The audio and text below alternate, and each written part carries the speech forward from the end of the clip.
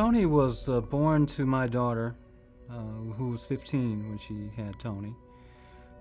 For most of his child life, he was taken care of by principal adults other than his biological mom and dad, because they were teenage kids and really didn't know how to be parents. So Tony, by virtue of that, experienced a lot of frustration and anger throughout his childhood. And at the point that we all determined it would be best for him to come and live with me in San Diego, the cause for anger in Tony really developed full-blown because he had witnessed one of his favorite cousins being murdered at the hands of a rival gang. So that anger really was a central quality in his life throughout his childhood, and certainly into his teenage years. The anger just really developed.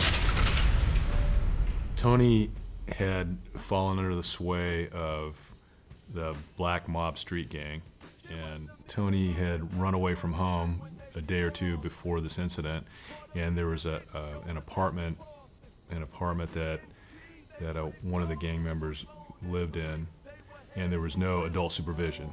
I was fearful.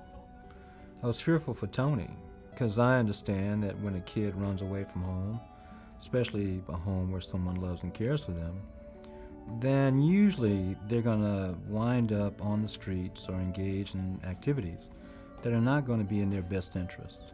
Tariq Khamisa was shot and killed while delivering.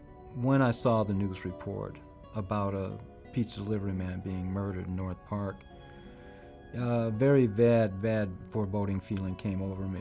It was more than can be expressed. I didn't want to make the connection between Tony not being at home and this pizza delivery man being murdered, but the connection had already been made. Prosecutors say Tony H., Hakeem D., and two others gathered at a North Park apartment, smoked marijuana, and ordered the pizza, which they tried to take from Khamisa without paying. Judge Fred Castro ruled the young suspect, whose face we've been ordered not to show, should be tried as an adult in the killing of 20-year-old Tariq Khamisa last January, when Khamisa tried to deliver a pizza. As the judge ruled, Tony H. cried and reached for a Kleenex. Today's ruling is the first in the county under the new California law that says juveniles aged 14 and older can be tried as an adult. The evening before Tony was to enter into court for purposes of pleading, his attorney called me and said, "I think it's important that you talk with Tony. I think it's important that you help him understand what the ramifications are here." That evening I went to juvenile hall. They allowed for Tony and his attorney and I to sit in a room. But just after the attorney left the room and closed the door, Tony immediately dropped all of that bravado. He transformed immediately into the 8, 9-year-old kid I used to hold in my lap and read books to. And he came over and he just came over and he sat in my lap.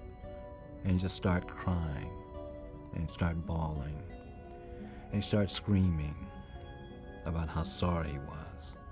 He said, "Daddy, I'm so sorry. I'm so sorry. I never wanted to hurt anybody. I'm so sorry for what I did. And I hope that Mr. Khamisa can forgive me for what I've done. I hope you can forgive me for what I've done. I'm so sorry." And I just consoled him. And I rocked him, and I held him, and I hugged him, and I consoled him. And I told him, "I understand. You know, I understand, son. I know you, and I know that you didn't want to hurt anybody." I said, "I love you, and I know you're going to make the right choice. And I know you're going to do what's right. You're going to do what's right for you and our family and the Khamisa family." Tony's speech was amazing in the sense that he had thought a lot about what it meant to kill somebody. I remember people in the courtroom just sort of taking deep breaths and visualizing what he was talking about. On January 21st, 1995, I shot and killed Tariq Kamisa, a person I didn't even know and who didn't do anything wrong to me. I wish I didn't have the type of life I had. I wish I had a relationship with my father. I think about the warnings that my grandfather gave me. Now I wish I had listened to my grandfather. At night when I'm alone, I cry and I beg God to let me out of here. Promise him that I will be a better person. I won't mess up.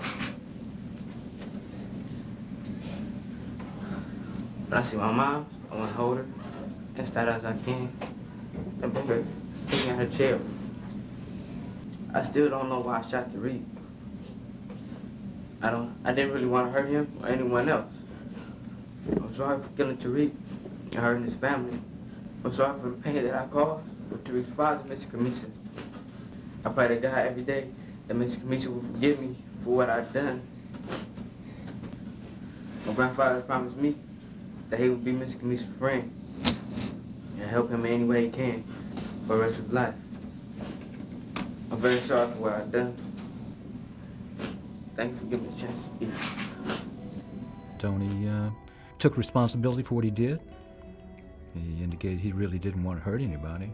Don't know why he did. He asked the forgiveness of the Kamisa family and Mr. Kamisa specifically. He indicated, based on our conversation, that I had told him that I would do all I could to support the Kamisa family and be Mr. Kamisa's friend for as long as I live, to support him and his family with their grief.